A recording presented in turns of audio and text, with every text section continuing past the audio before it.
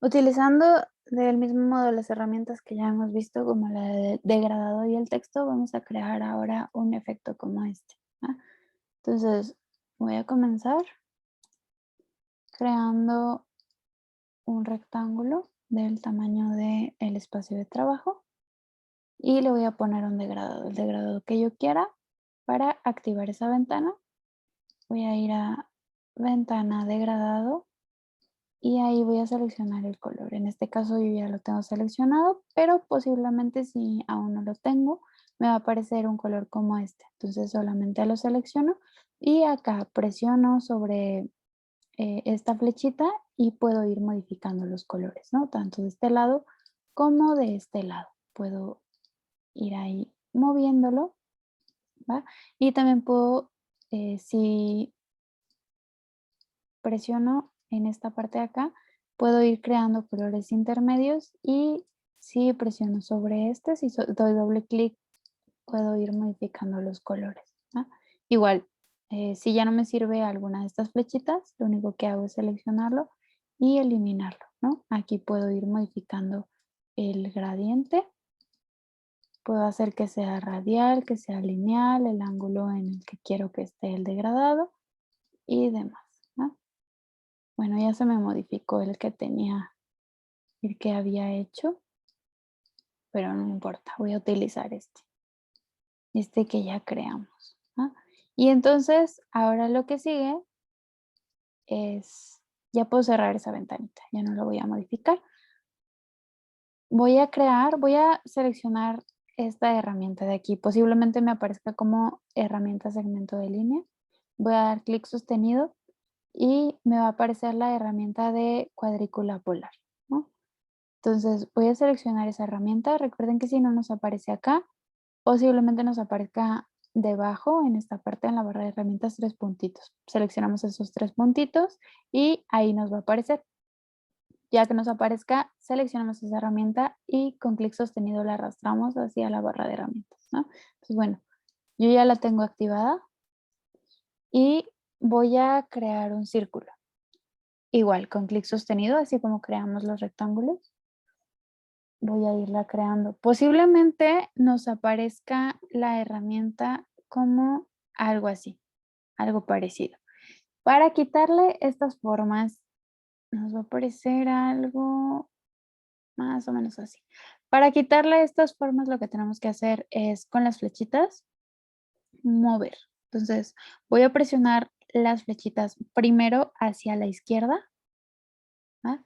Para irle quitando estas líneas de acá.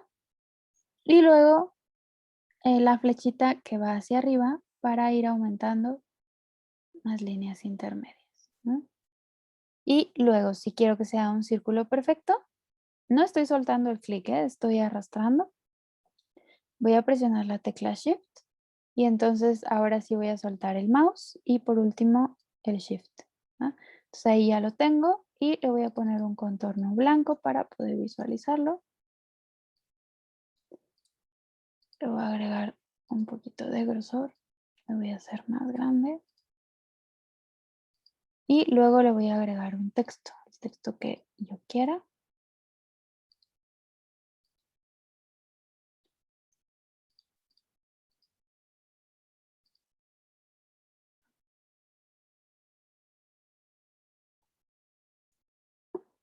Recuerden que podemos modificar el texto, la tipografía, el espaciado y demás. Entonces, bueno, yo aquí ya tengo el texto y este texto tiene que entrar en el círculo, ¿va? Tiene que quedar un poquito más pequeño, puede quedar por acá, por ejemplo, pero que no rebase esta parte. Y ahora lo que sigue es seleccionar estos dos elementos, todo menos el fondo, ¿va? Entonces voy a seleccionar el texto, y para seleccionar el fondo, o el círculo, perdón, lo que hago es presionar primero la tecla Shift y después un clic en el objeto que quiero seleccionar. Ahí yo ya lo tengo.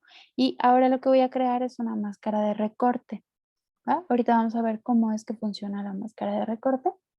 Entonces voy a dar clic derecho y voy a activar, o más bien crear, la máscara de recorte. Y entonces lo que ocurre es que la forma que teníamos queda dentro de los elementos que están hasta adelante. ¿no? Entonces, así es como nos queda. Y si quisiéramos, por ejemplo, modificar estos elementos, lo único que tenemos que hacer es seleccionar, en este caso, el texto, dar clic derecho y soltar máscara de recorte, ¿no? Y así es como podríamos, por ejemplo, cambiarle el grosor, ¿va? Y regresarnos. Para regresarnos tendríamos que realizar la misma acción. Entonces, selecciono el texto, selecciono el círculo, doy clic derecho y crear máscara de recorte, ¿no? Si doy doble clic, puedo modificar el texto, ¿no? Mm, Ahí puedo hacer que se cree una palabra diferente. Y así es como nos va a quedar, ¿vale? Entonces, bueno, les sugiero que practiquen un poco esta parte de crear las máscaras de recorte, que puede ser tanto con texto como con alguna otra forma, ¿no? Por ejemplo, acá ya creé el texto, pero puedo crear líneas, ¿no? Pueden ser líneas al azar, ¿no?